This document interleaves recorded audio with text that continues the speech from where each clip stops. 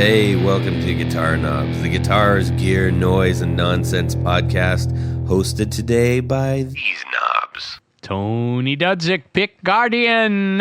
Hey everybody, it's me, Todd Novak. Welcome to the Guitar Knobs podcast. Sorry, my mouth got all tied up. I think it's going to happen a few times on the show. It's already happened pre-show. Had a long day of talking, VO voiceovers and stuff like that. Oh, blah, blah, blah, blah. We're going to have a great show. Yes, we are. Yes, but what you haven't seen already is our great pre-show with our guest. Very exciting. Yes. There's going to be a mysterious unraveling of an onion. Yes. Now, Onion, who are you? Guest, who are you? I am Greg from Sleep Champion Devices. Yes. Yeah, Sleep Champion Devices. Oh boy, do we have a lot to unpack. We've already identified several things before you even heard us. Yeah. And it's going to be great. Greg, it's awesome to have you. We're very excited that you're here. We can't wait to hear your story ourselves, and by default of that happening, sharing that with the rest of our listeners. As we do that, thanks for inviting me on. Oh, of course, of course. As we do that, where can people go see the things that you do? Well, people can find me where they find most things on the internet, I guess. So, I think I'm on Instagram, Threads, Blue Sky. Those are the main three. You can go there. You can look at things. You can listen to things. You can find me at just at Sleep Champ Devices on all three of those. And you can also go to sleepchampiondevices.com. Okay. And look at my own website. There you go. And the pedal in question that we're going to be talking about today is called Horse Cult. Very cool. Okay, so we have a few announcements that we need to get through first, and then we'll start having some happy good times. Not that these aren't happy good times. In fact, they're super happy good times because we're going to give away another pedal. Ooh. This is one of the 6 that Mike Nazianale gave to us. This is the Keeley Compressor Plus. And Greg, just for your edification, what this is we had a former supporter of ours on Patreon who basically decided that his time with guitar was over. And after supporting us and really loving the community, he sent us a big box of pedals and other ephemera that he wanted to get in the hands of our other supporters. So we've been selecting some of those supporters to receive these pedals. And in this case, this compressor is going to, let's say it at the same time, Ronald McDonald. Oh. See how you are? I know. That's why I put a little delay on. Bruce Bacon! That's right. Bruce Bacon! Bruce Bacon, congratulations. And thank you so much for supporting our show, being a great friend to the show, and giving us so many great Would You Rathers. Yes. Which we are out of right now. So Tony's going to have to figure this one out today. What? Yes. You never told me that. That's true. Bruce, call us. This is coming out to you, Bruce.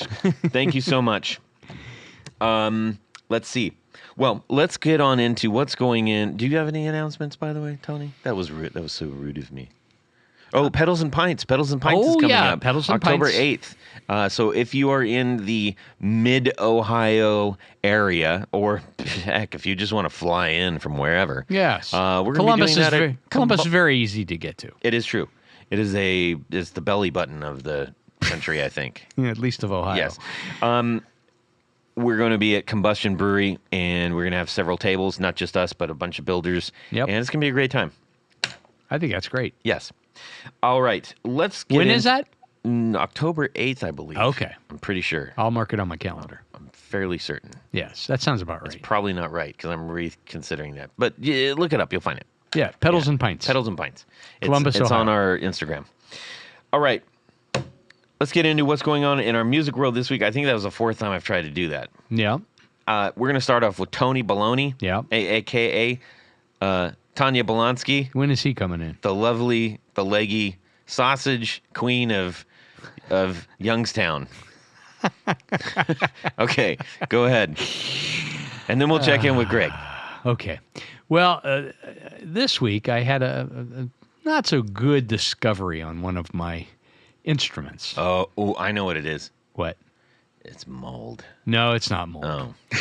No, And this kind of ties in with, we were talking to, I forget who it was, about cases. Uh-huh. And so Oh, it was Gabs. that's right. Yes. Yeah. 1B. Right? Well, yeah, but he's referred to as, I think, Gabs. Yeah, Yeah. but 1B. Yeah. Don't use 2Bs. Not 1B. With 1S. Yes. Go ahead, please. Oh, my God. 1G. Go.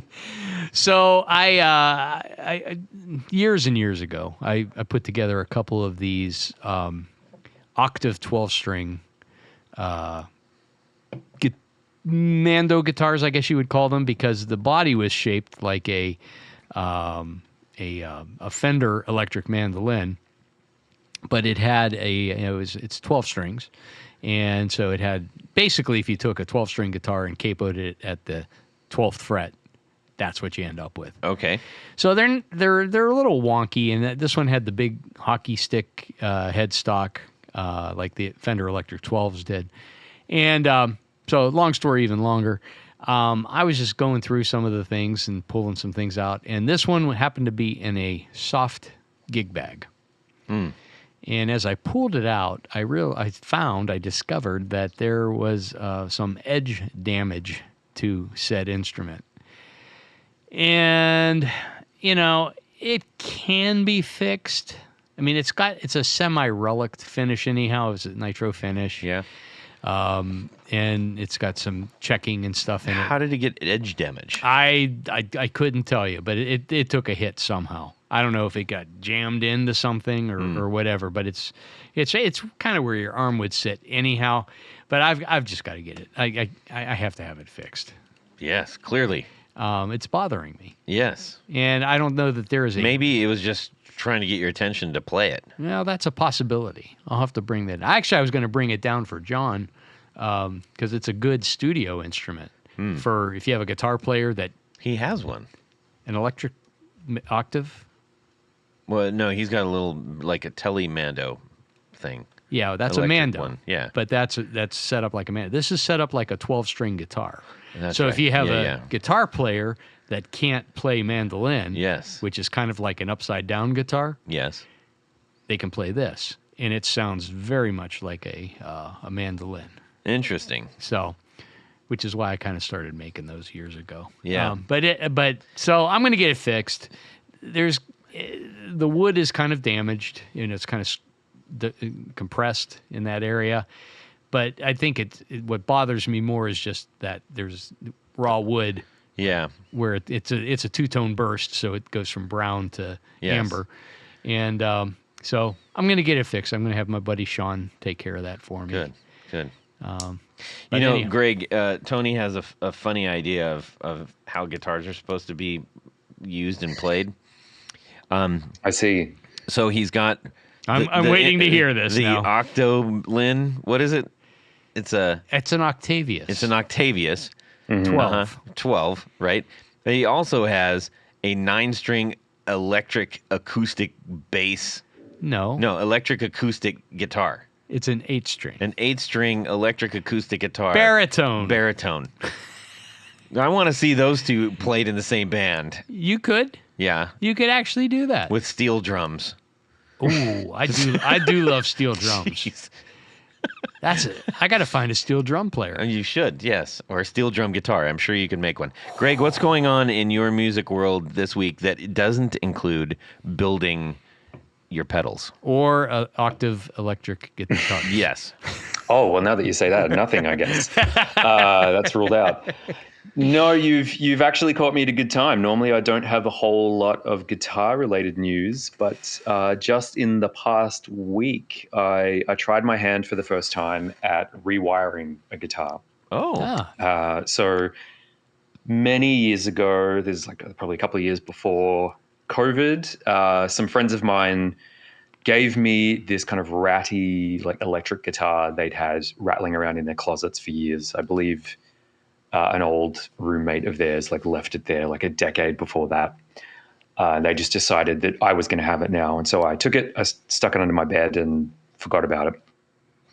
And then something prompted me recently to pull it out and take a look at it. And it turns out It's actually a half decent guitar. So it's I think it's pronounced Godin. So Yeah. Godin. Yeah. Canadian. So Canadian brand, and kind of looked cool. The neck felt cool. It was obviously heavily neglected, but I just decided I would try my hand at turning it into something that I could maybe actually use.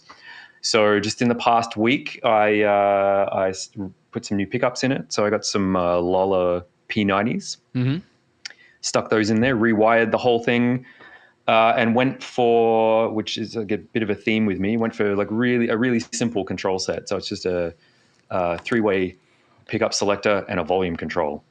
Huh. No tone? And no tone control. Okay. And so far it sounds great. Yeah. Well, those are great pickups, and the Godin guitars They're really nice. and for the money, Oh, it's crazy. you can't beat it. And from what I understand is he had some arrangement with the Canadian Forestry Service. Yeah, it's and, only their stuff. and they're using cherry, maple, pretty much trees that are indigenous to Canada. And he would get his wood basically for free. I mean, It's like his backyard. Like it's literally like they have a whole forest of trees that they use. yeah. I had a Fifth Avenue. I think it was called a Fifth Avenue Kingpin. Yeah, oh yeah, the Kingpin. Yeah, and that was great. It had a dog ear P90 in it, kind of a big like a jazz body style Yeah. thing. Cherry neck on it. Yep. It was a great guitar. Yeah. And they're not crazy expensive either. No, if anybody has been wondering about like, yeah, what's up with this brand? There's a fantastic video, walk through the factory with the owner, explaining all this stuff and showing how they, match the woods not only by weight but by density. So they do a density check, and We should try that with you. check. Yes, it's quite dense. Density. And that was a good one, Tony. Thank you. It's super interesting because I think they do a better job than most factory walkthroughs by really explaining all of those different steps, not just, hey, this is where this happens, but this is where it happens, and this is how we do it, and this is why we do it. I really enjoyed that. That's up on YouTube, so check it out. Yeah, and there's also, I think I don't know if it's still active, but for a period of time, they were doing some assembly and finish work in Maine, I think, in the U.S., and I think that had something to do with, cross the border kind of stuff. If there was some advantage to being able to sell in the U.S., I don't know what it was. Yeah. God only knows what it is Who knows? now. But ask Mike Love. Yeah. No. So now, is it fully functional? It is. I'm going to say it's like 85% functional. In that it makes sound. It is playable. The intonation is in really bad shape. So actually, I need to take it to someone who's really good at guitar setups and give it a really thorough once over. You can do that, man. Do it. You can do it. Watch it. You can. I only have so much time. It's like I can either build a couple of pedals, or I can frustrate myself by trying to learn how to set up a guitar. You may find that is your calling. And if you take the time once, you should stick. So then you don't have to do that again, maybe. But you do your thing. That's all good. Build pedals. Maybe that's a better idea. Yeah. Make the rest of us happy. Yes. It feels like the right choice at this point. I understand. Has this given you any spark to futz around with any of your other guitar electronics, like upgrading or anything like that? Potentially, yeah. My main guitar is a Jazzmaster, and like I love Jazzmasters. I did like the way they sound and feel. Is I've always just really heavily connected with that. But there's a ton of stuff on there that I just never use, like the whole rhythm circuit. Yep. I never touch. I use that as a kill switch. Yep. I don't use tone knobs on guitars at all.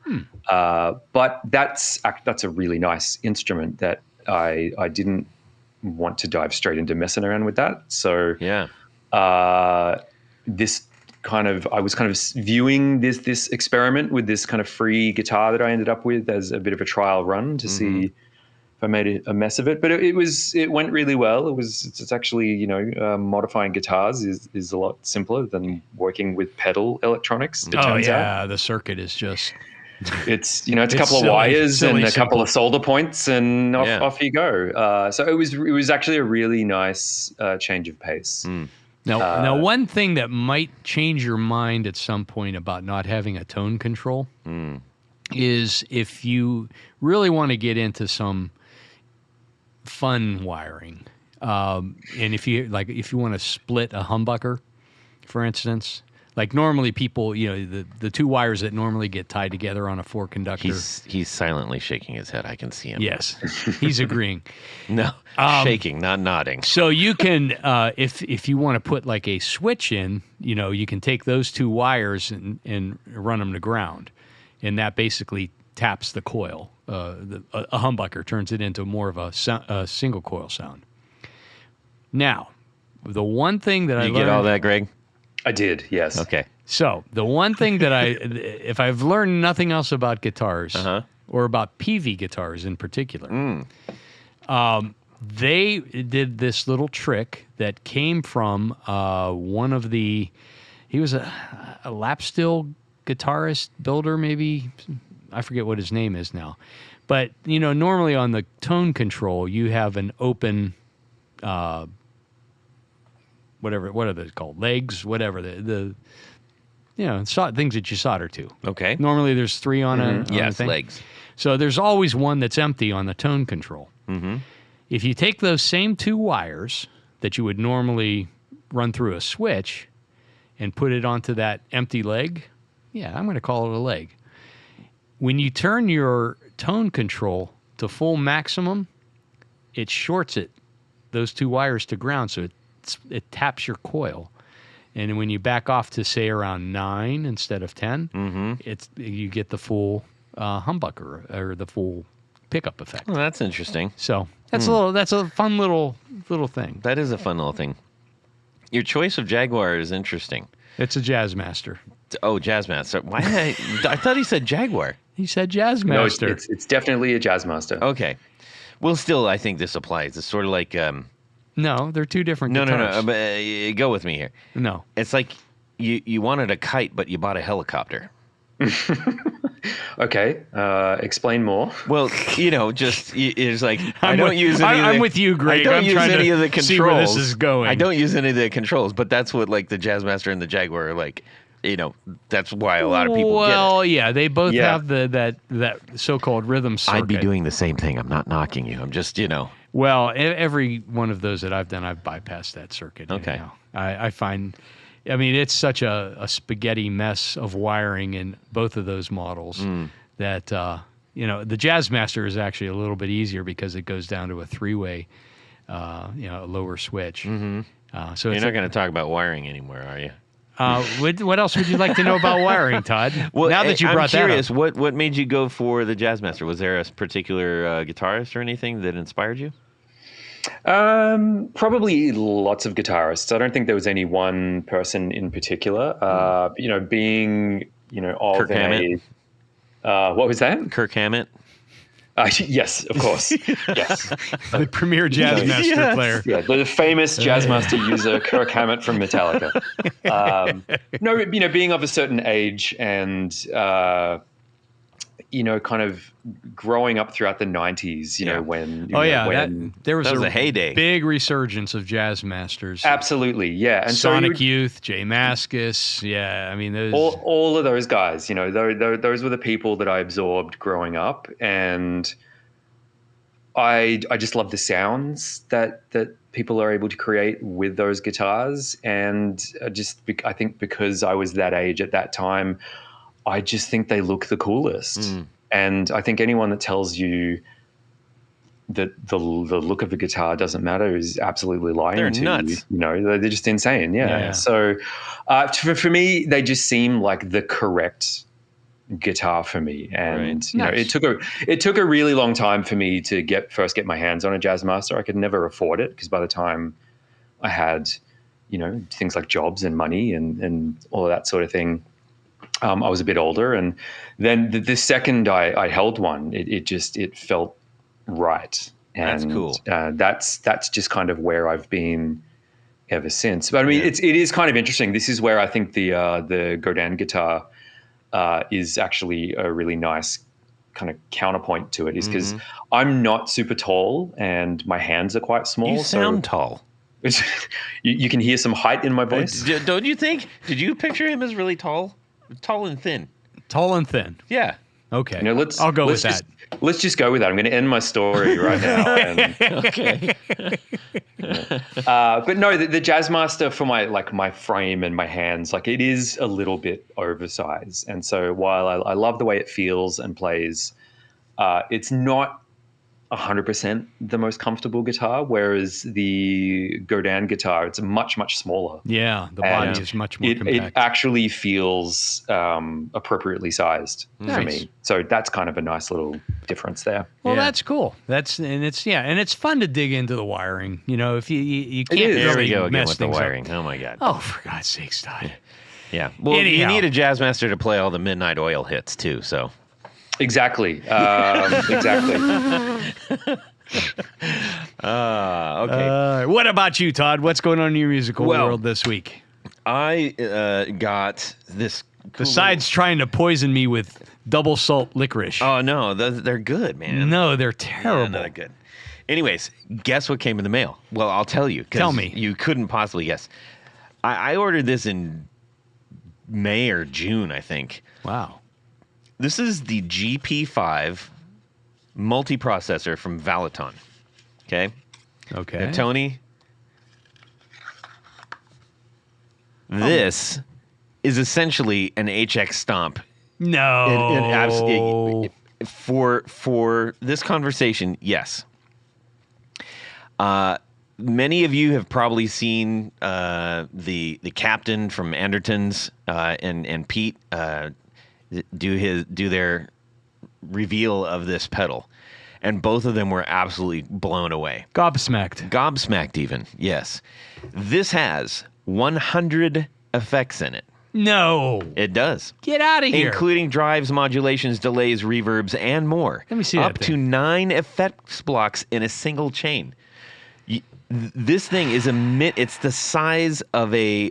It's smaller than an EP boost. It's the size of an EP boost, everybody. It's smaller. But smaller. It is. It is Bluetooth as well. So you can put it in your board, but you can control it from your phone or your iPad if you want. So if you're doing any kind of stage stuff and something's not right. There is 100 patch slots, 50 factory presets, and 50 user patches for instant access. It is Bluetooth and USB interface. It streams backtracks. It has a drum machine. It has a tuner. It has 50 snap tones preloaded, which and also does the neural amp modeler files. What's a snap tone? I'm not sure, but it sounds like from like TC. Remember TC Electronics did you beam your thing to the phone. Oh yeah, or beam your phone to the pedal thing. Yeah. I just got it, so like it's nuts. It weighs 237 grams. I mean, it's hefty That's not for even its a pound. size. But Is that a pound? You're Imperial, right? Greg. Sorry. Yeah. No. I'm actually growing in Australia. We are definitely metric. We Okay. used to be Imperial. Yes. Here in Canada, You're both. it's a real mess. Well, anyways, it's very French light. and English. It's very light. It's a little bit of everything. Yes. Yeah. So tell me, what does something like this cost? I got that for like $75. Oh, you got to be kidding me. No, I'm not. It is absolutely bonkers, and it uploads IR. You put your IR file. Oh my gosh, it's crazy. Now, this is not. Obviously, it's teeny tiny, so you don't have like a big giant user interface on it. But that's what the phone connection is for. So you can load it up. You can put it on your computer, load it up, do all or the an things. iPad, maybe. Do it on an iPad, do it on a phone, whatever you want. But the actual interface itself is actually quite user friendly because pedals look like pedals. They're not names. I can't wait to try it just to see, like, it's $79 now. So it went up a little bit. That's crazy. You can get them on Amazon. Now, the crazy thing is I just got mine. So it was like back ordered everywhere forever for a better part of 4 months. But now you can get it in 2 days. You can get it delivered for $100 on Amazon. Wow. Anyways, the Valenton products, I had the GP 200, I believe, and that is a larger format. It's sort of an all-in-one board. Yeah. Amps, modulation drives, amps, pedals, speakers, everything, and a volume/wah pedal on a single board. And it was like, I think that board was like $300. It's really remarkable what they do. Now, I am not suggesting that everybody go out and not use their awesome pedals, but this is just such a unique product that it would definitely have its uses, especially if you're doing like small boards or flight boards or anything like that, where you're just like, I got to get up and go, or practicing when you don't need to high volume, all the things. So check that out, everybody. We'll talk a little bit more about this. I'm gonna use it and try to get some information out there. I know there's already some great stuff, but we'll do that as well. So that's what happened. So there. I want to try that because if it's half as good as you say. If you guys go check out the Andertons video of this, because I'm writing that down. Those guys they just stammer the whole time because they're like, wow, how is this possible? Anyways, and you know what I'm going to do, Tony? What? To hook up this pedal? Greg has the answer, but we're gonna let him just keep. You're going to use a USB cable? No, I'm going to use Tour Gear Designs patch cables from Canada to hook this up to my other pedals. They got big ones, small ones. They got C-shaped ones, S-shaped ones. Top to bottom, bottom to side, and the whole 9 yards. I love it. If you go there, load up your cart, you're going to want to do that. I promise you. And you're going to save 15% on your order. How? By using the code, the guitar knobs, all one word, all lowercase. Oh. Yes. But where do you get that? Well, you're going to load up your cart. You're going to hit pay. Don't worry. You're not going to pay just yet. That induces the coupon code box, to which you put the coupon code. Then you save your 15%. Thank you to Tour Gear for sponsoring our 4 on the Floor. Let me get a little bit of this. 1, 2, 3. 4 on the floor. All right, Greg from Sleep Champion Devices. What is your 4 on the floor? So my 4 on the floor comes, I guess, with like a little bit of disclosure in that it's been a really long time since I've played in a band. I was thinking about this earlier today, like getting ready for this conversation. I realized it's been about 14 years. Oh, wow. I kind of moved away from playing music live for a long time. It was supposed to just be a little break, and here we are. So, as a consequence, that means like I actually haven't had a pedal board in the same number of years. So in thinking about sort of what my like must-have pedals are, I'm really sort of reflecting on the last pedal board I had, back in like 2011. This might, I don't know, maybe I'll date myself. Maybe this will. This is very exciting. Yeah, maybe. Is it? I don't know. It is. Yeah. We'll see. So I think if it's not, we have really wasted many years of our life. Let me tell you that. Okay, so number one is the Rat. I think, to my mind, it's the perfect distortion pedal for, like, as we were saying earlier, for someone who came of age during a certain period where guitars looked like Jazzmasters and Jaguars and that sort of thing. I just don't think you can go past it. Good. And Yeah, and I don't even remember what it was I was hoping to buy, but I have this really distinct memory of going into a guitar shop and having to, because this was before you could watch 100 videos on YouTube for Or guitar even demos. buy anything online. Mostly, yeah. So I had to go into a guitar shop and talk to a human and say, "Hey, I want to try some like distortion pedals and kind of try a bunch." And I think I had something else in mind. I don't remember what it was, but I have this memory of the guy at the guitar shop saying like, "Oh, you should try this Rat pedal." And I think I played a single chord and immediately decided, "Yep, I'm buying that today." Mm-hmm. Now, what amp were you playing back in the day? In those days, I was playing. It was essentially an AC30. Okay, now you're talking our language. Now, essentially, Yeah. define essentially. Essentially, it was one of the newer ones that had like some built-in effects and things, which I can't remember the model name or number or anything, but I kind of abandoned using those effects like very, very quickly. Yes, for good reason, I'm sure. Yeah. I mean, they kind of got the job done Ish. for like 5 minutes, and then I had to go and buy some other stuff. Yeah, so playing like a pretty hot guitar at the time. I think I had a Telecaster with just like the hottest bridge pickup I could find. It was some kind of Damasio monster in there. Into the Rat, into the Vox was just a perfect distorted guitar sound. No arguments from anybody listening right now. Yep. Continue. Great, love that. So the number 2 is the Line 6 DL4. Mm-hmm. At the time, this is around the same time. We're all talking. You've definitely talking about, locked the 90s in so far. Oh man, yeah, we're going there.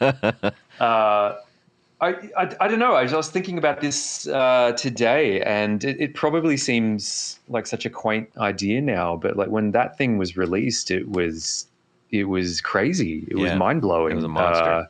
Yeah, I don't even remember where or exactly when I bought it. I kind of remember just having it and immediately loving it. And I used to use it with an expression pedal. So I basically had like 6 different kind of delay sounds going, all with tap tempo.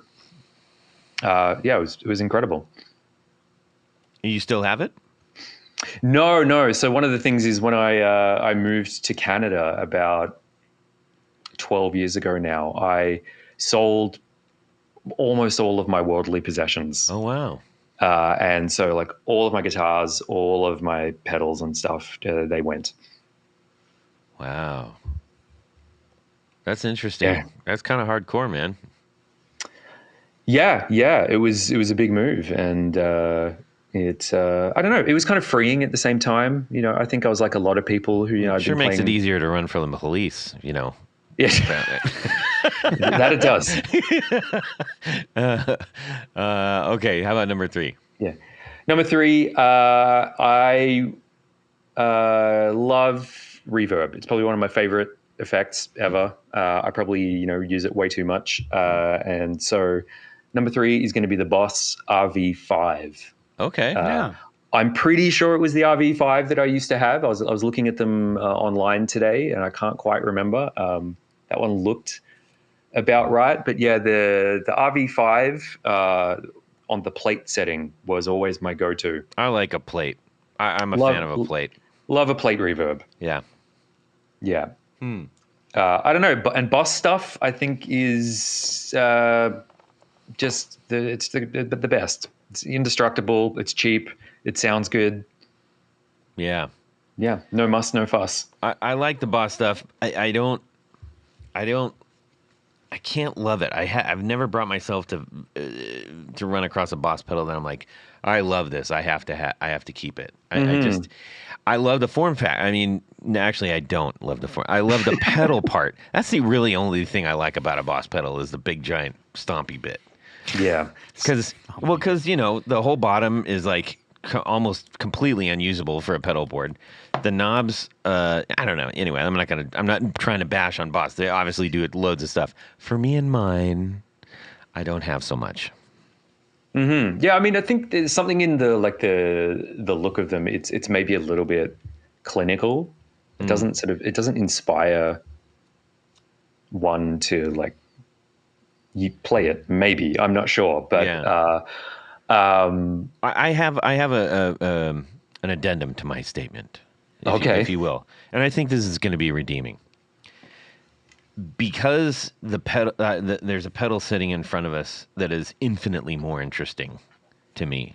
That's one of the reasons that I don't get into like Boss pedals and super, stuff like that. Because there's too many builders out there making just really unique hand thought of by one person instead of a committee kind of thing. I just really love that. So that's why there's no room in my board for other things. You know what an elephant is? Yes, it's a racehorse designed by a committee. No, that's a camel. No, it's an elephant. No, it's no elephant.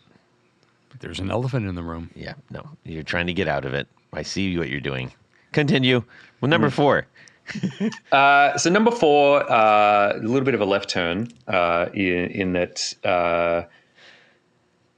the first 3, they're very like this kind of what I would consider to be just like foundational, fundamental sounds. But I've always needed something that just really destroys everything on my board.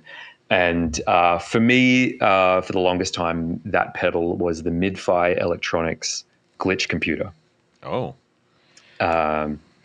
Which is essentially, it's like a really intense fuzz pedal that has randomized kind of pitch oscillations and glitches in it. In case you've... So it sounds like what they one. made 60s computers sound like, just on some really heavy duty energy drinks and drugs. More or less, yes. Okay. Yeah. Kind of like that, but a little bit more like everything's exploding. Right. I mean, that's at least how I used it anyway. Yes. And I came across that pedal because at the time, I think I read an article on Nels Klein because I think he was playing with Wilco. He'd been with them like just for a little while. Another great jazz master player. Exactly. And he had one on his board, and just his description of it immediately tickled my brain in all the right ways. So I kind of looked up the company, and again, this was before there were like demo videos and things. And I vaguely remember, I think on the Mid-Fi Electronics website, they just had some audio clips just like hard embedded on the page, and there were like 2 or 3 of them, and you just sort of had to listen to those and decide if you wanted to buy one, which I did. And I think even the ordering process was you just had to email them and say, "Hi, I'd like one, please." Wow. And wait for them to get back to you. So yeah, I bought that one, and it was the greatest way to end a set ever. Wow. Just blow everything up. And you don't have this any longer, right? Not anymore. No. I made sure I sold that one to a friend of mine when I made the move to Canada, because I specifically wanted that one to be in good hands. Well, it's neat too because they aren't factory run kind of things. They seem to have quite a bit of unique aesthetics to all of their stuff. Yeah, so Mid-Fi Electronics, it's run by one guy. It's this guy Doug Tuttle, who I've never spoken to in my entire life, but his work is a real inspiration for me in my kind of pedal designing. I think when I first discovered him, he had maybe 3 or 4 different pedals, and I think I bought 3 of them at once. Now, if you, I looked recently. Now he's got a whole ton of stuff on there. Yeah. They're all really You interesting. need to get him on the show. You really should. You really I should. I'm going to make that a mission. Mm-hmm. And I'll Yeah, say like that you said hi. Oh, please do. Yeah. Everything he makes is just like it's a really interesting take on whatever it is that kind of sound is. Mm-hmm. So yeah, highly recommend getting in touch with that guy. Indeed. I'm gonna do everything I can to make that happen, listeners. And if anybody knows him directly, so that he's not like, who are these clowns trying to contact me while I'm trying to make cool pedals? Hook me up. We'll make it happen. Okay, man, that's a great board. That's an awesome throwback board right there. That's cool. I love that it's a designated throwback board too. I think I like that. Yeah, well, I mean, you got all the stuff that captures an era, you know. Mm-hmm. That's solid. Okay, speaking of solid, we've got a near solid chunk of aluminum, if you count the knobs, which I just absolutely gushed over in a minute as soon as I opened it up. This is the Horse Colt by Sleep Champion Devices. Now, we have a few things. We need answers, Greg. Okay. Yes. Answers. Is Greg your real name? It is. Okay. That's check. Okay, number one. Great. Sleep Champion Devices. Help us out with that one. What would you like to know about it? Why? Just why? Are you an award-winning sleeper? Yes.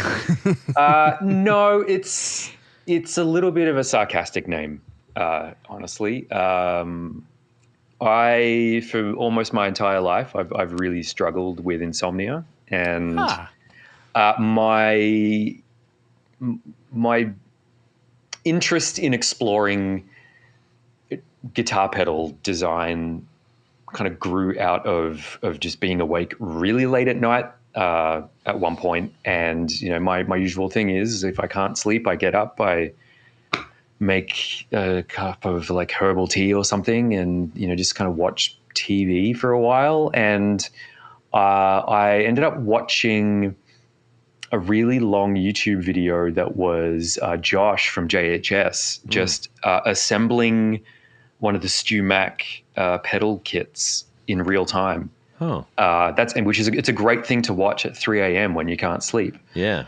And my main takeaway from it was that actually looks really fun. I wouldn't mind trying that. And one thing led to another, and then I think it was my birthday a couple of months later, and my wife bought me a couple of pedal kits that I soldered up. I'd never soldered anything in my life, and so of course they didn't work. You're saying it correctly, just like I do. Thank you. Yeah. Oh yes, solder and solder. Yeah, that's always a fun one. Yes. Yeah. It's supposed to be solder.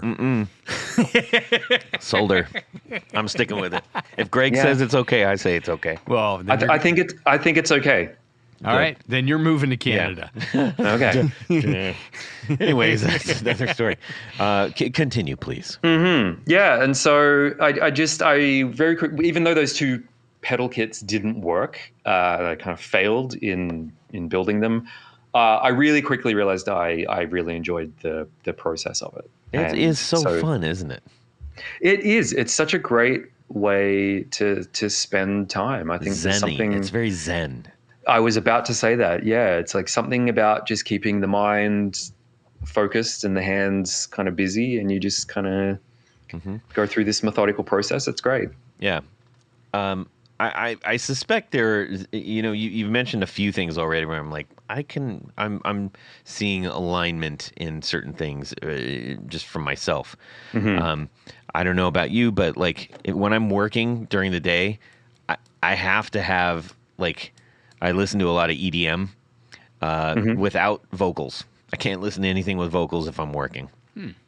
But I need something to like the paddle ball thing for one side of my brain to go, and the other one's like, all right, I got to do some work here. Shut up, guy. That's the way that's how I see my brain. How can you type if you're doing the paddle ball thing? Well, he does that. Oh, Yes. okay. So I don't know. In the insomnia thing, I have a very, very difficult time going to sleep. Like I hate going to sleep and I hate waking up. I know that's kind of counterintuitive. I know, but that's really, so. Anyways, I'm feeling you, man. I'm right. I'm in stride with you. I feel like. So what do you do to help go to sleep? What's your go-to tip? Well, okay. I basically stay up really late until basically my body is screaming at me to go to bed. And I will keep myself busy, with any of the varying side things that I do.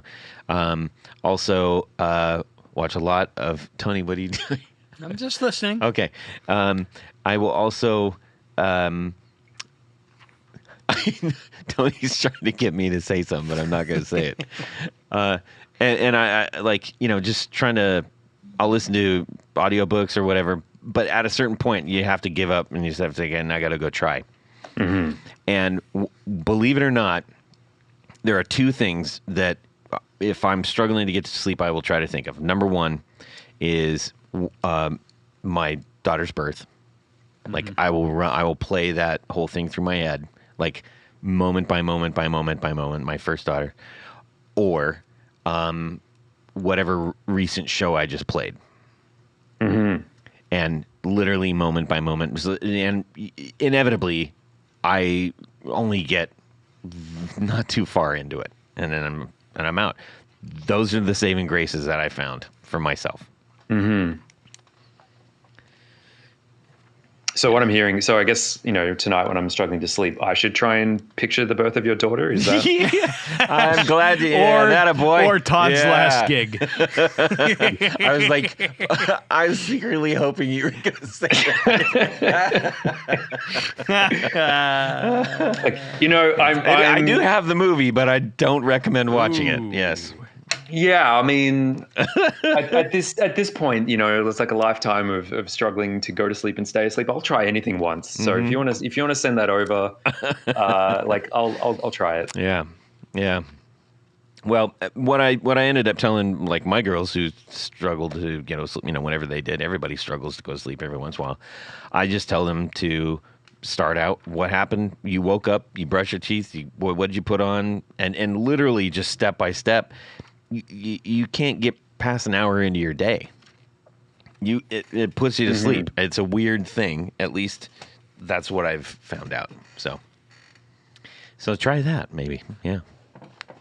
That's a good tip. Yeah. Anyways, we're talking about pedals and guitars and stuff. Okay, so Sleep Champion, we got you covered on that. That's an ironic thing, but it's cool. It's memorable. And it's unique, and it's yours. Now, this is called the Horse Cult. What is this pedal not?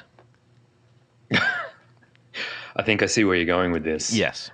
It is not a clone. It is really, really seriously not a clone. Okay.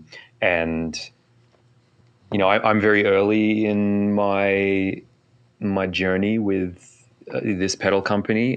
So if I have any little nugget of advice to impart on anyone who's thinking about making a pedal, is just really consider the ramifications of using the word horse when you name a drive pedal, because I didn't entirely think that one through. No. And I mean, really, I guess I can tell you the story behind it anyway. Please do, yes. Yes. So I was kind of halfway through the design process of this pedal when my wife and I, we took a trip to Iceland, where I'd always wanted to go, and had this really, really amazing experience over there. And I don't know if either of you have been to Iceland or familiar with this phenomenon they have there, but there's this very specific type of horse over there. These Icelandic horses, they're kind of smaller and cute. Yes. But very long hair, right? Quite long hair, yeah. They got really great haircuts. And as you drive around, you just kind of come across these little groupings of horses everywhere. And when the weather starts to turn bad, like we encountered some like really quite scary bad weather while we were there. When the weather turns bad and the wind picks up, the horses actually line up in a straight line, all facing in the same direction. So as you're driving along these roads, kind of winding between kind of hills and cliffs and, picturesque landscapes, you just continually see these lines of horses facing in the same direction. And it's really quite creepy. And my wife and I were referring to it as, oh, it's the horse cult again. Wow, that's cool.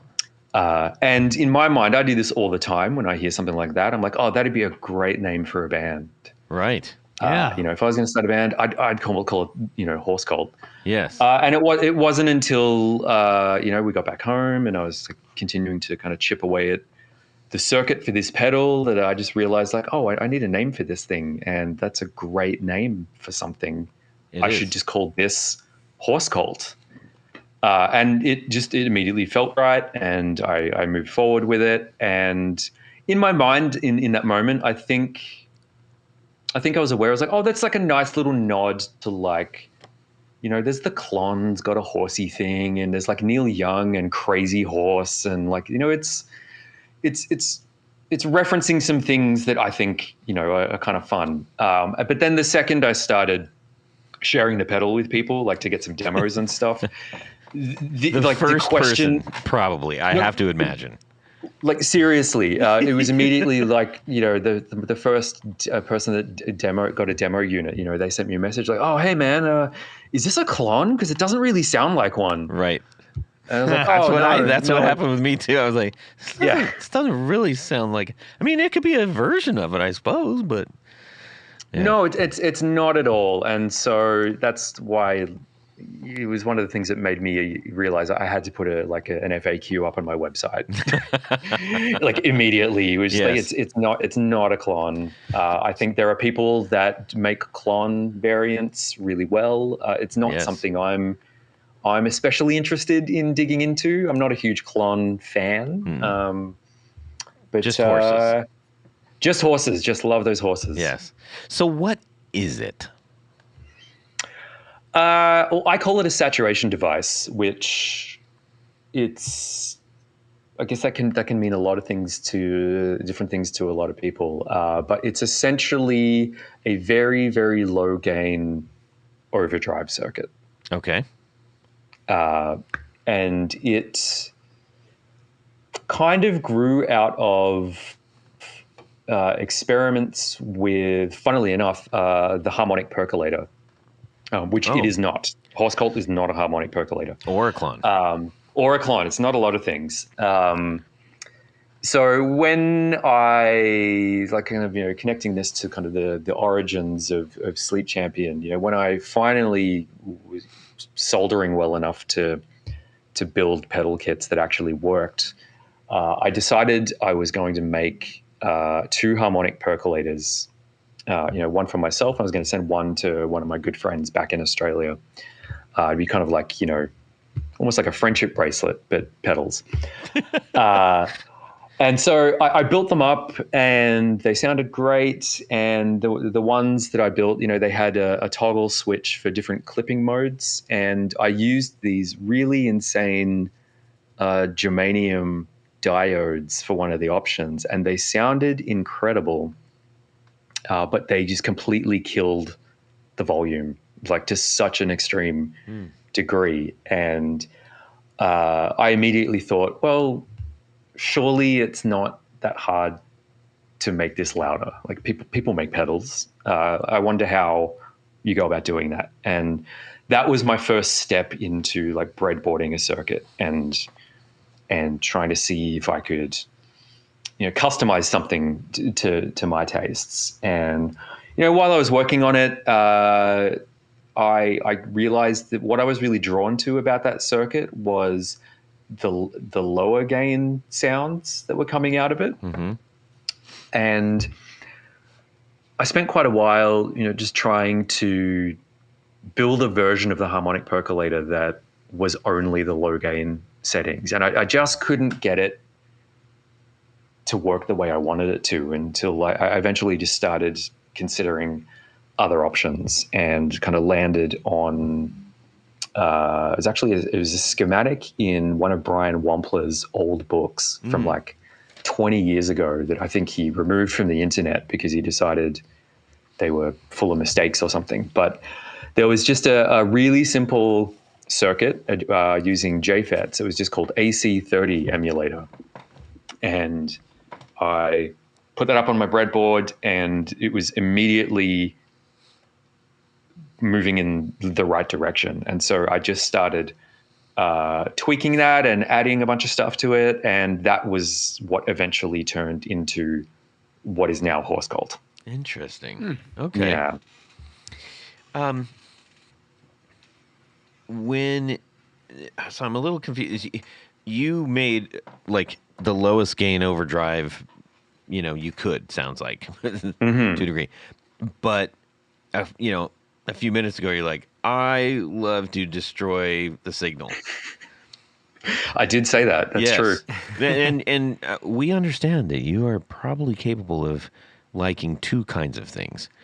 But typically when we hear, oh, this is my first pedal, it's like most people are designing the pedal that makes the sound that they are most familiar with.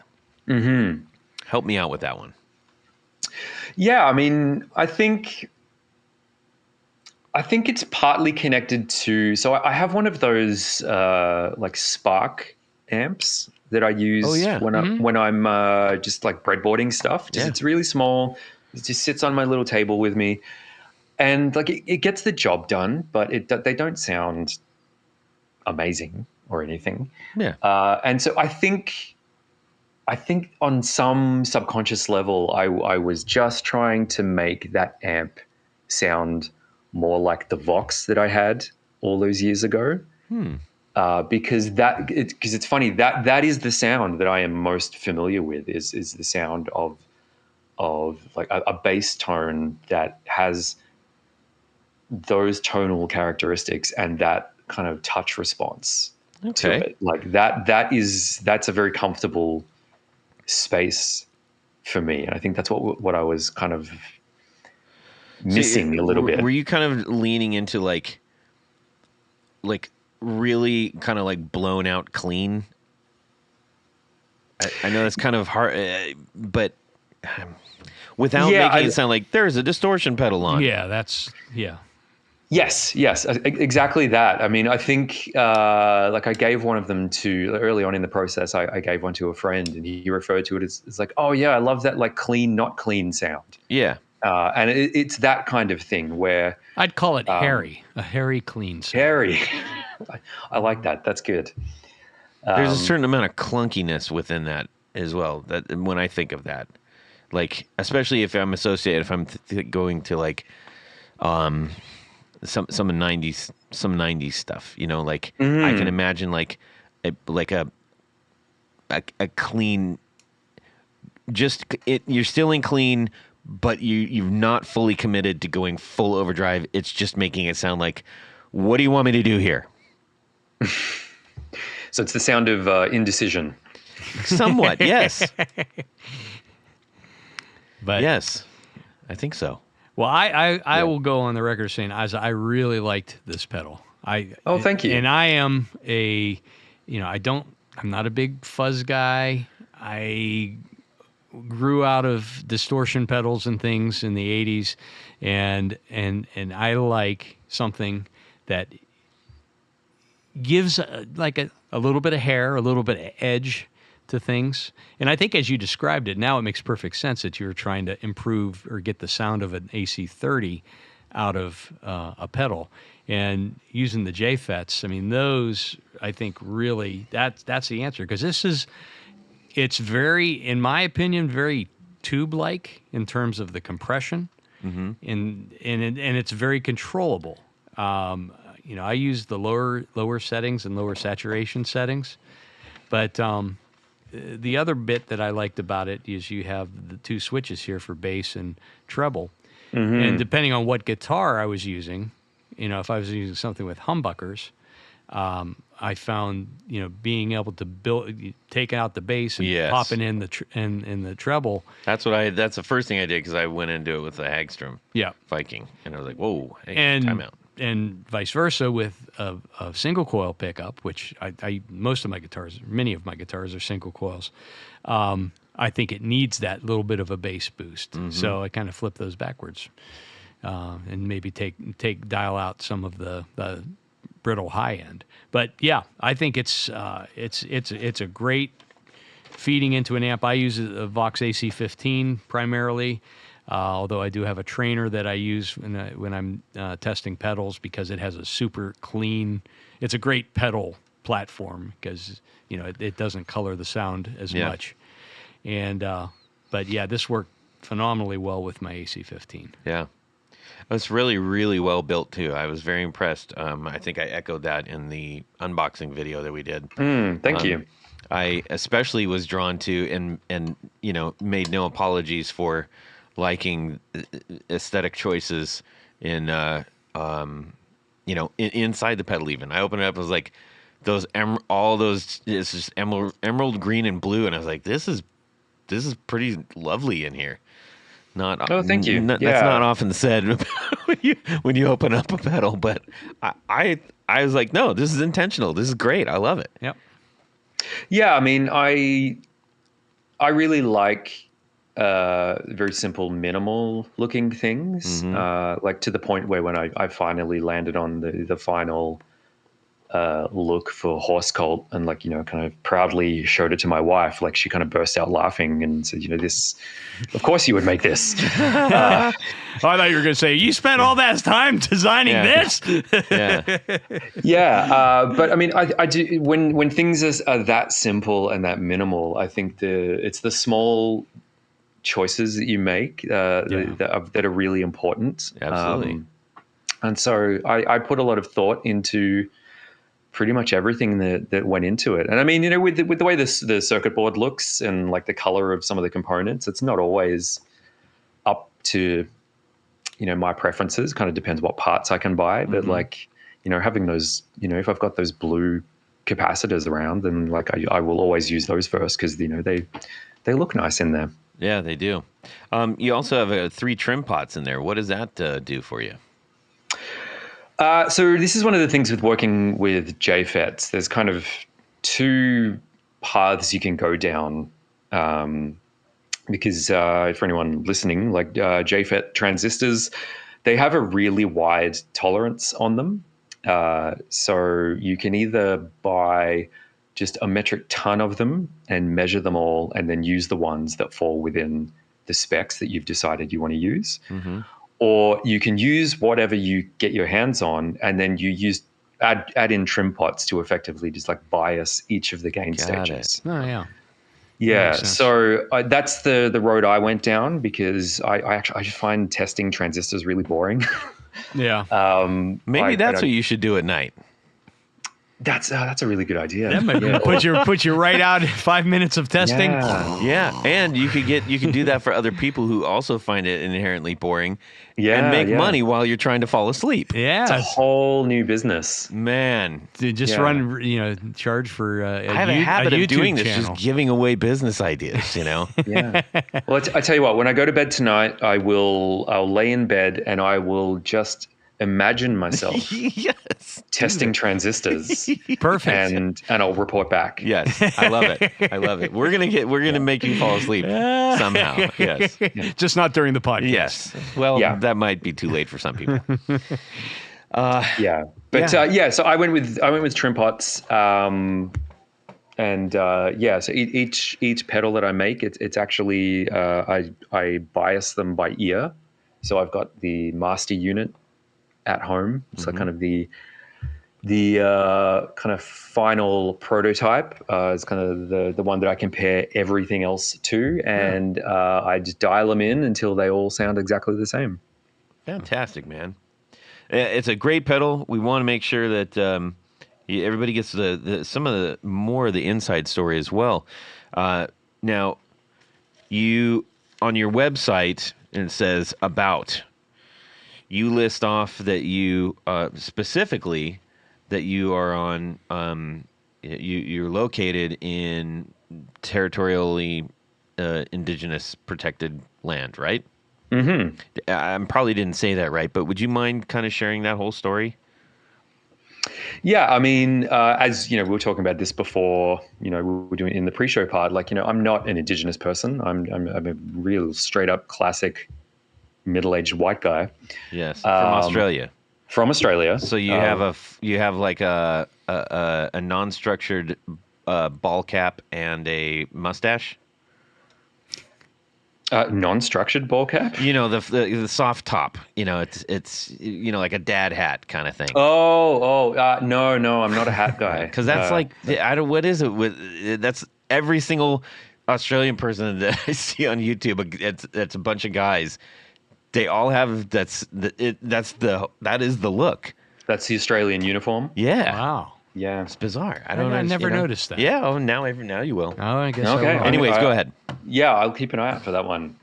Yeah, I don't know. I think I'm not a very online person. I don't know. There are some people that I think feel very comfortable pouring a lot of themselves, you know, into their online presence. I'm not really like that. And so obviously putting a website together, people that, you know, they want to learn something about, you know, the company. And I just felt it was really important to have a land acknowledgement on there. And it's something that I believe really strongly in. And funnily enough, you know, it's much more common in Australia to find land acknowledgements all over the place than it is here in like Canada and North America. So I'm always kind of surprised when, you know, either you don't see that or, you know, like in situations like this when people ask questions about why there is a land acknowledgement, because sort of in my world, it's you know, I worked for arts organizations for many years, and so like it was also very common there to have land acknowledgements all the time, and so I think it's in my mind it's literally the bare minimum that non-Indigenous people can do is to simply acknowledge the fact that, you know, we live here on stolen land. You know, whether you want to take that further, I think is up to the individual. But yeah, I just wanted to at least put some of that out there into the pedal world. I guess it's not something that I've seen a lot. No. On other like pedal builders websites, but it seemed like a really simple but important step for me to take. Yeah. Well, I appreciate you sharing that because, yeah, when we were starting talking, you said, well, that's something I feel very passionately about. And so I knew that there's going to be a good story behind that. I mean, I don't know if it's necessarily a story. It's like I do. Well, I mean, you just have something, a reason for it, you know, if nothing else. Yeah, I mean, I think I hold like very, very progressive views. It's not something that kind of is felt very much, I think, in my kind of pedal work. It's not something that I push a lot on there, which I'm not really sure why. This may be something I should examine. But things like this are very important to me. I mean, I do firmly believe that if you have any platform whatsoever, you know, you should use it for good instead of evil. Agreed. And you know, something like a land acknowledgement feels like it costs me nothing, and it does some good. Yeah. I mean, I got to be honest, I've never even heard that term. Oh, really? No. And Interesting. I grew up in California. I mean, this is going to sound crazy. I mean, I was in the Indian Guides when I was a kid, you know, because and we learned all kinds of stuff, where the tribes were and all that stuff, and I've never heard that what's known as a land acknowledgement. It's very interesting. Okay, so like that's interesting. So when, let's say, like you go to certain cultural events, do you ever have that, like someone get up at the start of it and sort of take a moment to like mention like the Indigenous land No. that you're on, or is that not really a thing that happens in the US at all? Maybe in certain parts. I mean, there are certain parts where it's. We have actually some like parks and stuff where it's I mean, it's very pronounced. But events, I don't think that I've ever. Oh no, I take that back. Lollapalooza in California, we were actually on land, and it was indigenous land, and there was a big thing about it right before it started, and that was Rage Against the Machine, Tool, Primus, Alice in Chains. I'm forgetting somebody, but that was kind of interesting. It was very interesting, and especially with Rage Against the Machine right there. I mean, they were like all up on it. Yeah. So it was I kind of felt like that was a conscious decision, maybe to even do it there to be able to do that. I completely forgot about that. But since then, I don't think I've ever even heard that term. That's really interesting. Yeah, because I mean, in Australia, it's definitely something that has been completely normalized. In that, like, you'll even like some people put it in their like email signature. It's like that. Wow. It's that common. And here in Canada, like that. it's not quite at the same level, but it's very prevalent, especially like if you go to arts or cultural institutions or events. It's very, very common for someone to open proceedings with a land acknowledgement. If it's a large enough event, they'll often bring in elders representing the Indigenous people who are from that area, and just kind of give that group of people space to kind of welcome people into the event. Wow.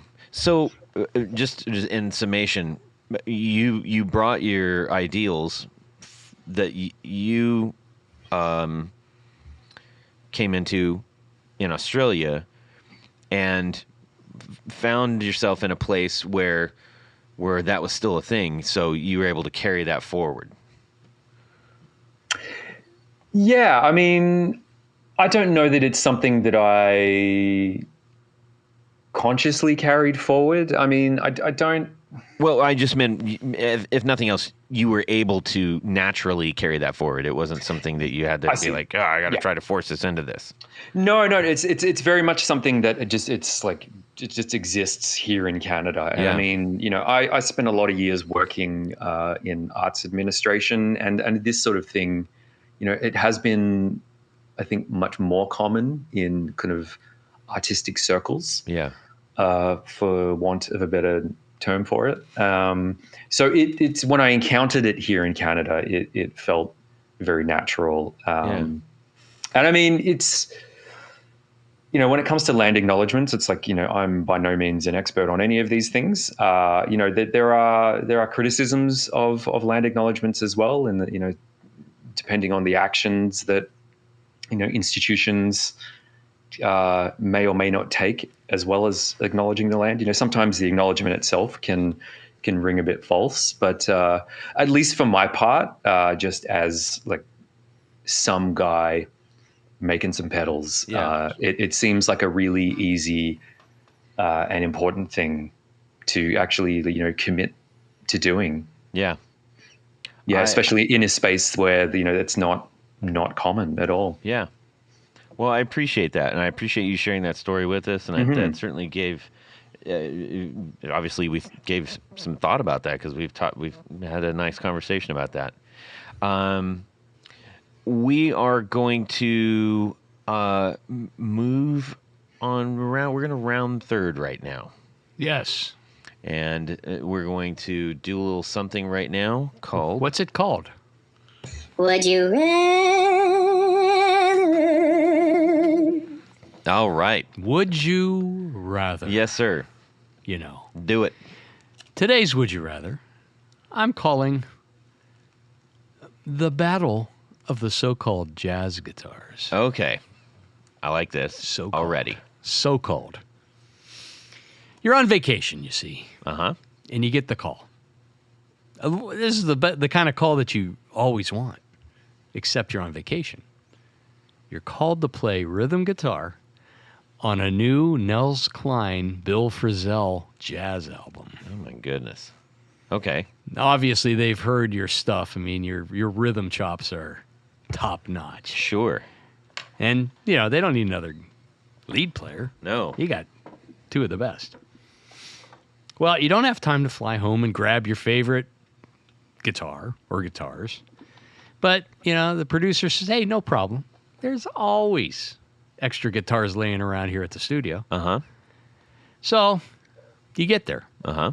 Well, the producer wasn't quite accurate, you see.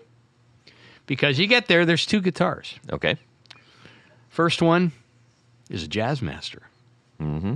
So-called jazz guitars. Yes. You see. And it's set up and plays great. Very comfortable. Except only the upper rhythm circuit works. Oh. The other guitar Yes. is an older Gibson ES 175. Two P90s, no tremolo. But it's got crazy high action. It plays in tune and all the controls and pickups work. But if you go above the 5th fret, your fingers are just going to turn, it's like a cheese grater on your Okay. fingers. So, Is this the cutaway or? well, yeah, an ES 175. Okay. Of course. Florentine, if you Got it. want to get particular. Yes. So, would you rather play rhythm guitar using the Jazzmaster with only the upper rhythm control, or the ES 175 that everything works, but the action is super high? That's a really good question, Tony. Yes. Okay. Why don't you go ahead and kick us off with that, and then we'll see what Greg has to say. Well, if it were, if this was a situation where I had to play lead guitar, my answer would be very different. Okay. Well, it probably wouldn't be much different if these were the only two choices. Okay. I'm going with the well set up Jazzmaster. Mm-hmm. And in the rhythm, if that only the rhythm circuit works, that's only the neck pickup. But you got a volume and tone that work independently of the other controls. So at least you can get, nice background jazzy kind of sound. Okay. So that's what I'm doing. I'd rather have a guitar that plays really well and sounds okay, and it works in this case, than something that you have to fight with every note that you play. Yeah. Okay. That's my decision. That's interesting. All right. Greg, what about yourself? I think I would never try to out Jazzmaster Nels Cline. I feel like he's kind of got his corner really well covered in that. Oh, yeah. So I would go with the Gibson, Really? and I would start off by rocking some cowboy chords. Yeah. Yeah, first three frets, you're okay. You get up to you're good. the 5, you're gonna hurt your fingers. And I'm not against using an instrument that is kind of fighting against you a little bit. I think you can come up with some really interesting things. And Nels and Bill, they can get freaky. So if you come up with something kind of sounds a bit weird and interesting, I'm sure they'd be down with it. Interesting. Okay. That's a take I didn't have. Yes. What about you, Toddley? Well, knowing that I'm going to go with the Gibson, and I'm basically just going to grab like a little AA battery and turn it into a slide. That's what I'm going to do. Really? Yeah. Now, how are you going to use this AA battery? In between my fingers, man. Oh, you're going to make it like a true slide. Yeah. Huh. If the action's too high, because if I'm trying to do like power chords or something, the intonation is going to be completely out of whack. It plays in tune, I'm told. How? But if it's that high, it's not going to. In tune might be with no unfretted. Which is something that if you got high action, and that means you're going to be sharp on everything, right? Yeah, you probably would go a little sharp. A lot sharp, Maybe. I would imagine. A little bit. Anyways, that's what I'm going to do. Okay. Yeah, because that's fair. nothing says progressive jazz rock like slide guitar. Yeah. Especially when played with a battery. Yeah, a as well. battery. Like, Yeah, I love that- battery. Yes. Love that you specifically went for the battery instead of any other object. I was looking for something round and hard, and Tony's head wasn't, nearby. But I'm also assuming that there's going to be like a wah or a whammy pedal, which would make this even more exciting. I see. Anyways, yeah, I'm going to do that. Wow. Plus, I love that body style. Yeah, It's a great body style. It's they're beautiful. It's a wonderful instrument. Tony, that was better than mediocre. I appreciate that. That was great. Thank you. That means so much to hear that from you. Yes. Okay, we need to thank a few folks, That's right, Todd. and then we're going to bid our friend up north adieu. Yes. So at this point of the show, there is a special group of people that we love to thank. These are our executive producers. Now, an executive producer helps make this show possible. How do you become one?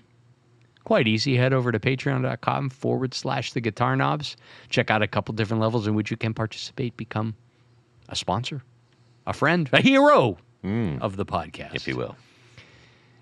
Each level comes with some very nice thank you gifts, opportunities to win great giveaways. But in addition to all that great stuff, there is one thing more. What would that be? You get to have your name read on the thing.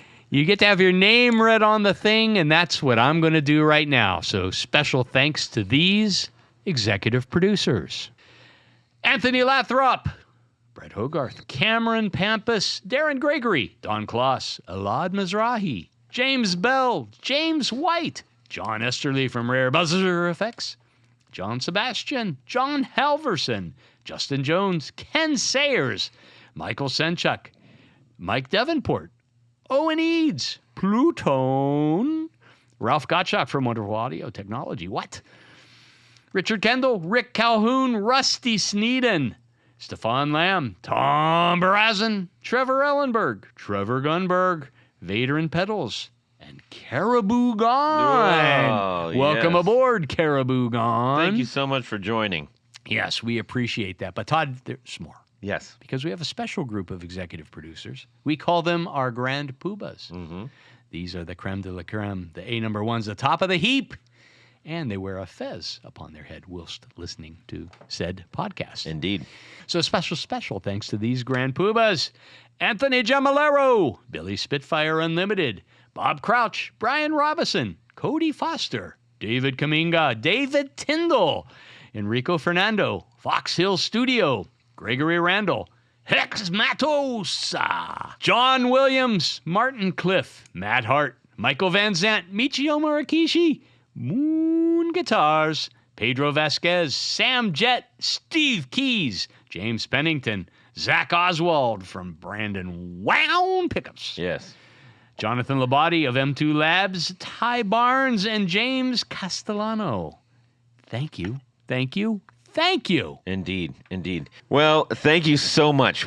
As I mentioned before, this is something we just simply cannot do without the support of our executive producers and grand poobahs on Patreon. Thank you. We need to say a ginormous thank you to our friend Greg of Sleep Champion Devices in the greater Northwest area of British Columbia. I was going to say the Americas. Specifically, Vancouver. Yes, indeed.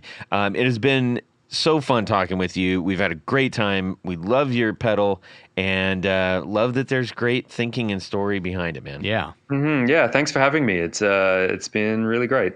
I'll readily admit this is my first experience as a guest on a podcast, and like I was kind of awesome. I was thinking of that thing of like, well, I guess you'll know it's going well if you just kind of end up talking about random stuff for a while. Yeah. So I feel like we did that. Yeah, we could have done that for a lot longer. Yeah. I'm quite sure, and that's I love connecting with people that the possibility is there. And we didn't really talk about how an Australian ended up in Canada either. Too much, anyways. You know, we can talk about that next time. Next time. When the next pedal comes out. Yes, when Exactly. people. Yes, absolutely. Where can people go get your pedal? They can go to my website. So it's sleepchampiondevices.com. There's usually stock available there. There's a list of retailers on there. There's a very small number of stores I've got them into as well. Buy them from there as well. I don't really mind where people buy them from. So yeah, do look at that. Get one. Excellent. Excellent. Tony, how about yourself? Just head over to pickguardian.com. Check out the stuff that I do. What do? I make custom pick guards for guitars. How do you get one? Shoot me an email. Let me know what you need, what you're trying to do, what pickups you're using, what wiring you're going to use. You don't want that tone or volume knob, whatever. Yeah. I'll move it. I'll get rid of it. Yeah. I can do that kind of Turn stuff. your helicopter into a kite. Yes. Just don't use those controls. Don't even look at them. Put tape over them. As Todd likes to say, it's your opportunity to make your guitar even more yours. Yes. Thank you, Tony. You can shoot me a DM on Instagram. I would love to talk with you. Tell us what you like about the show. Tell us what you hate about the show. Tell us who some of your favorite builders are or some of the cool gear that you have. We'd just like to connect with you. How about some Would You Rathers? We would love some Would You Rathers. I dare you. I double dog dare you. Double dog dare you to give us some Would You Rathers, everybody. All right, we're going to say goodnight. We hope you have a fantastic guitar weekend. Subscribe! Yep. Well, but it's weird because is it intelligence or is it just the natural instinct is greater? So where a horse is more independent and their intellect, I would suspect, is higher because the bees basically rely completely on instinct. Yeah, everything. It's instinctual. And you see, this is the philosophical stuff we should have included. Yeah, we can still do it. We're going to put it in there anyways. Strangers in the night. Greg, if you can hear us, we cannot see you. You might want to exit and re-enter soon so we can have a chat. I realize it's not 8 o'clock on the dot, but I still know. Oh, you're going to call in so we can get on with the show. That's a lot of guitars. Yeah. Hello, Greg. Hello, how's it going? It's going well. Wait a minute. Did I detect an Australian accent? Wow, that is that's super quick. Most people it takes at least 4 seconds instead of 3. Well, yeah. Wait. That was 2 for sure. Yeah. Me? No, I'm not at all. I'm just a straight up white guy. Interesting. Yeah. You're pretty fly for a white guy. Oh, thank you. Thank you for noticing. Yes. Great. Well, they say chickens have the mental capacity of a 2 or 3 year old human. Really? Chickens. Huh. Chickens. I don't know if that's good or bad. By the way, I'm Tony, Greg. Don't pay attention to him, Greg. Just talk. Nice to meet you, Tony. Nice to meet you, too. That's it. You only talk to me. And then there's like a horse with no name. A horse with no name. I know. That's why isn't that a movie? It's a song. It should be a movie, Yeah. right? I feel like it should. Like there was a man called Horse. yes, Dustin and there was Hoffman. a man with no name, Clint Eastwood, in the first 3. And then there were Dead Men Don't Wear Plaid. That's different. Oh. So, and then we've got this pedal that's not this, it's not that, but it is something else. That's a really apt description, I think. Okay, see where I'm going? Yeah. This is good. Yeah. It's like you're an onion. Except different. I will. Will you please stop insulting the guests, not. Todd? No, I'm going to take that as a compliment. Horses Time. are so negative. Really? All they say, nay. No. Oh, okay, great. I don't like this one. Do you have what one? This passion fruit orange guava. Well, that's why I gave it to you. Oh, thank you. Because I don't like it either. Oh, We were ordering lunch, and I said, "Hey, we're gonna order lunch. Do you have any druthers?" And both of them simultaneously looked at me and said, "What are druthers?" and they were 23, maybe 22, 23. Yeah, I mean I'd believe that, honestly. I think that's a word from That's archaic. A far gone time. You think so? Yes. Yeah, I've used it yeah. my whole life. I'm not afraid of that language. Yeah. Well. Anyways, I That's think why more you were so people should popular. embrace it. Anyways, so then I had to explain what druthers were, and they're like, "Oh," and they said, "Well, why didn't you just say that?" Which Right. is preference, essentially. Yes. Okay, Greg, Yes. are you shaking your head? Just going, what am I doing? If so, you've come to the right place. I'm just ready. I'm locked in. I want to talk more about guitar wiring. Stop it. And away we go. Well, that's it for these knobs.